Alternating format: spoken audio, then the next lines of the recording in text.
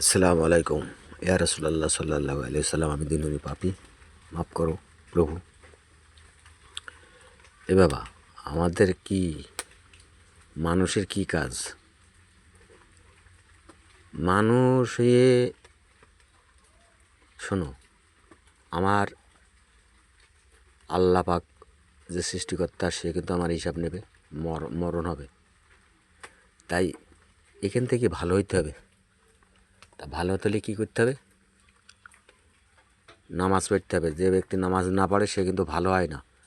আর যদি নামাজ না পড়ে মনে করো, আর যদিও লোক দেখানোর নামাজ পড়ে, তাহলেও আর নামাজ পড়ছে এর সাথে আবার পরের আমানত খেয়ানত করে, তাহলে কিন্তু নামাজ পড়ছে না। নামাজ মূল উদ্দেশ্য হইল ভালো হওয়ার জন্যে। তাই আমি আজ থেকে 40 বছর আগের কথাই বলছি। আমার মহল্লায় কোনো মসজিদ ছিল না, আর বাপ নামাজ পড়তে আমরা বাল্যকালতে দেখি, তার সাথে আমরাও পড়তাম। এখনও নামাজ পড়ি, আমি একলা পড়ি, আমি কারোর সাথে পড়িনি। কারোর সাথে পড়তে হবে এমন কোনো উল্লেখ নেই। তুমি কোনে থাকো না থাকো আমি সারাদিন জানি না। আমি থাকি এক জায়গায় আর তুমি থাকো এক জায়গায়, তুমি কি করো না করো আমি জানি না। তুমি খারাপ কাজ করে আসলে কি ভালো কাজ করে আসলে আমিও জানি না, আর আমি কি করলাম না করলাম তুমিও জানো না। তাই তোমার সাথে শেয়ার করা যাবে না, একলা শেয়ার করতে হবে। তাই একলা ছাড়া আল্লাহর ডাকাও যায় না, আল্লাহর সম্বন্ধে কান্দাও যায় না, আল্লাহ নিয়ে কান্দাও যায় না, রাসুলের নিয়ে কান্দাও যায় না। নরম সুরে পাশে লোক থাকলে হয় না। তাই তুমি মুন্সি হও, আর সে ফকির হোক, আর দরবেশ হোক, যে হোক, আল্লাহ ডাকতে হলে তোমার হিসাব তোমার কাছ থেকে নেবে। তাই একলা দেখতে হবে। এই পূর্বে আজ থেকে 40 বছর আগের স্বাধীনের বেশি না, স্বাধীনের সময় হিসাব করো বাংলাদেশে কয়টা মসজিদ ছিল, কয়টা দোকান ছিল, কয়টা মাজার ছিল? কিছুই ছিল না বলো। কিন্তু এই যুগে যুগে সংস্কার হচ্ছে, যার সে বাড়ি বাড়ি মসজিদ বানাচ্ছে। বানানোর সাথে সাথে কী হচ্ছে, আমার পাড়ায় যদি মসজিদ 10 মিনিট আগে আজান দিই, ওই পাড়ার মসজিদ 10 মিনিট পরে আজান দিচ্ছে। তাহলে আল্লাহর আইন কিটা মানছে? তোমরা যে নবী নিয়ে 40 বছর পরে এই নবী এই যে বলছাও, কেউ কেউ বলছ না উনি আগের থেকে নবী। হ্যাঁ, আগের থেকে তো নবী।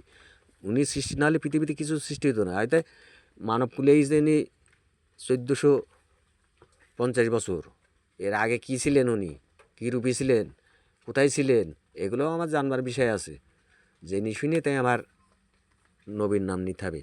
নবী সম্বন্ধে কিছু জানি নে, শুধু বলছি যে নবী 40 বছর হলে নবী হয়েছে, এর আগেও নবী, শুধু এই বলছি। কিন্তু নবীর কাজ কি? নবীর কাজ কি? নবীর কাজ যে করে সেই নবীর উম্মত হবে বাবা। তাছাড়া কোনো ব্যক্তি না যে সুদ খায় না, ঘুষ খায় না, চুরি করে না, নিজে পরিশ্রম দিয়ে জীবনযাপন করে এবং আর একজনকে যোগায়। আর আমি সারাদিন বক্তৃতা দিচ্ছি, এক কান কুটোকেটি দুকুন করছে না, আমিও খাই তা লোকের তা। তার আমার যে স্টেজে কথা বলা লাগে, তা খাইতে হবে কোনতে, আসবে কোনতে? ওই সুদখোরের টাকা, ঘুষখোরের টাকা, সবার টাকা বেতন দেবে, সেই টাকা আমার খেতে হয়। তাহলে আমার আবার ইমান আসে কোনতে? আমার মুখ দিয়ে নবী মানাই? হ্যাঁ, তাই নবী আইন মানতে হলে চেপি যাও, নিজে নিজে চেপি থাকো। তুমি কতটুক মানুষ সে আল্লাহ তো জানে। আল্লাহ তুমি কতটুক ভালোবাসো আল্লাহ জানে, লোকে জানাই লাভ কি? তা কীটা কী করছে দেখতে যাইও না। মন্দির মুসলমান মন্দিরেতে যাইও না, এবং অন্য কিছু করিও না, সুদ খেয়েও না, ঘুষ খেয়েও না। কেউ মাজারে যাচ্ছে, কেউ মসজিদে যাচ্ছে, হ্যাঁ যেতে পারে, মাজার জিয়ারত করতে যাচ্ছে, ওখানে মন্দিরে যাচ্ছে না। মন্দিরে যদি যায় তোমরা তখন দেখো যে বেধর্মীর ওখানে যাচ্ছে আর একজন মুসলিমই, তাহলে ওর প্রতিহত করো। আর যে মসজিদে যাচ্ছে এবং কবর জিয়ারত করতে যাচ্ছে, তার নিয়ে তোমরা মাথা ব্যথা করো না। নবীর রজায় আমরাও যাই জিয়ারত করতে, সারা পৃথিবীর লোক নবীর রজায় জিয়ারত করে। কিন্তু নবীর যারা উম্মত এবং নবীর আদর্শকারী, নবীর খলিফা যারা সিঁড়ি বাই আছে, সেই সব জায়গায় যারা ভালো লোক, যারা সাধক, তাদের মাজার বন্ধ করতে পারবে না পৃথিবীতে কোনো দিন। হ্যাঁ, তার নবীর উম্মত যারা ছিলেন, নবী মরার পরে পরে কিন্তু তারা এই দেশে আসছিলেন। এই দেশে যারা আসছিলেন কিন্তু ওই আমলে তাদের মাজার হয়নি, এই যুগে যুগে হয়েছে। হ্যাঁ, তোমরা মাজার ভাঙো, আমি বেশি রয়েছি, আমি যদি মাজার বানাই থিয়ে যাই, কবর কুড়ি থিয়ে যাই মন গড়া পরের টাকা দিয়ে, তাহলে ওই মাজার ভাঙতে পারো। আর ওই মাজারে কেউ জিয়ারত করতে আসা যাবে না, তার পরের টাকা নিয়ে করতে গেছে। আমি যদি ভালো হই, মরার পরে তুমি হোক আর একজন হোক, আমি ভালো বুঝলি 10 জনে আমার তখন মাজার দেবে, তখন ওখানে একটা স্থান হবে, তখন আমার কবর জিয়ারত করলে মানাবে। আর আবার ওই নাইলে আমার নবীর উম্মত হব না বাবা। নবীর উম্মত হতে হলে মরার পরে তোমার জাহিরি হবে তুমি ভালো মুন্সি এবং ভালো ফকির।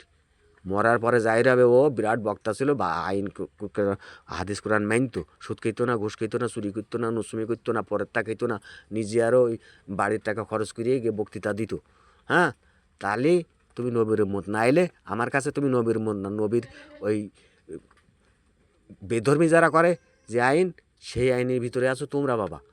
আমি বললাম তারা নবী মানতে হলে নিজে পরিশ্রম করতে হবে, আগে সারাদিন আল্লাহর সন্ধানে পড়তে হবে, নিজে উপার্জন করতে হবে, একলা একলা থাকতে হবে, আল্লাহকে দেখতে হবে তার আইন কী, রাসুলের আইন কী। হ্যাঁ, পরকে নিয়ে বাঞ্ছা করি না, পরকে নিয়ে বাঞ্ছা করলে পরে যার নাম কোরআন বলছে।